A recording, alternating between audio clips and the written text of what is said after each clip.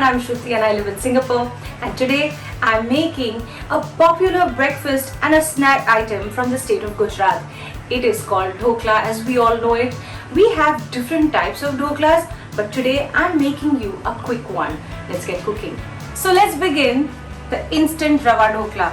Rava is nothing but semolina. So what I have done is, I have taken a cup of semolina and I have mixed it with a cup of sour yogurt. And I have let this mixture rest for about 20 to 25 minutes. And the semolina, as you can see, has fluffed up with all the yogurt. So now what we have to do is just add a few spices and a few ingredients, and it's done because it's that instant. So now what I'm going to do is, I have crushed ginger and green chili, and I have just roughly made a paste here. So I'm going to take about a teaspoon of it, as you can see. So it's a very coarsely done paste. I'm going to add a teaspoon of salt, and I'm going to add a teaspoon of sugar.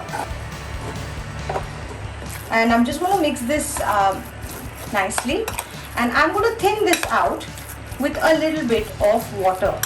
So I'm going to take about a quarter cup as of now, and I'm going to slowly add this, not the whole water. So I'm just going to mix this lightly, and you have to make it like an idli batter, that is like a pancake batter. So it has to be thick but a little bit on the softer side. I'll add a little more. I have not yet used up all the 1/4 cup that I have taken. This is a bit like the idli batter. So I did not use up all the 1/4, but it depends on how runny your yogurt is. Make sure the yogurt is thick, and you can then balance it out with the water. So now this is the consistency that we want. It's like a thick but a little runny, and now we will get to steaming this. So we have readied this batter, and now why I call it instant is, I'm going to add a sachet of Eno fruit salt, but if you do not have this, please add baking soda to this. And here I have the dhokla plates. So traditionally it's made in these because they are nothing but plates just arranged in a order, and I have greased them with oil. You can take any pie plate that you have, or any dish that is a slightly 2 to 3 inch deep, and you can steam it in a deep pan or any vessel that you have with some water under it. So what I'm going to do is, I have kept some water boiling in a pot, and I'm going to instantly mix this and pour it in these plates. And once you pour the Eno, you have to immediately put it to steam. So I'm going to take a teaspoon of Eno, but with the baking soda you can take about a 3/4 teaspoon of baking soda. So, and you will see that the minute I start whisking this, it's going to start foaming up. So mix it lightly. Do not mix this very vigorously, but make sure you're mixing it well. And you can see that it started bubbling up. So now I'm just going to pour this in the plates. So now the water is boiling, and I'm going to add this stand, and I'm going to close this and steam this for exactly 12 minutes. So now we have finished our 12 minutes, and it's quite hot. I'm going to just let this rest, and the dhokla has come out really nice and fluffy.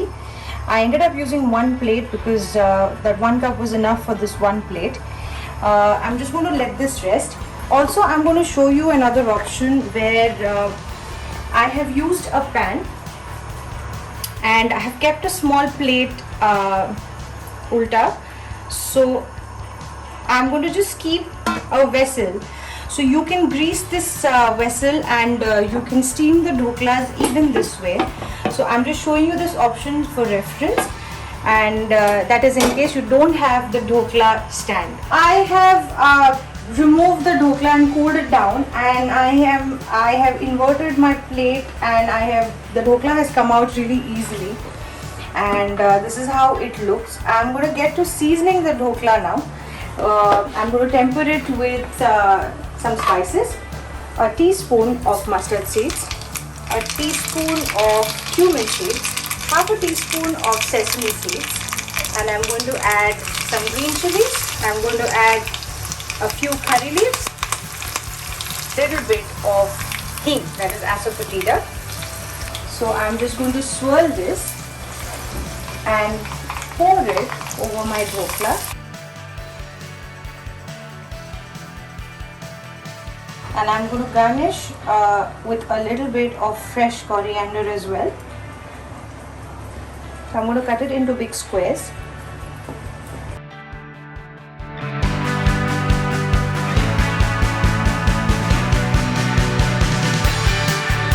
Let me show you how soft and fluffy it has become. It's cooked well and it's nice and fluffy. So I'm just going to continue this, and I'm going to plate this and see you on the other side. The Rava Dhokla is ready in literally 15 to 20 minutes, and here I have served it with some green coriander chutney. You can have this with whatever you like, and try this and make this quick snack. Enjoy this yummy breakfast and let me know how you like it. Keep watching all my recipes. Thanks for watching.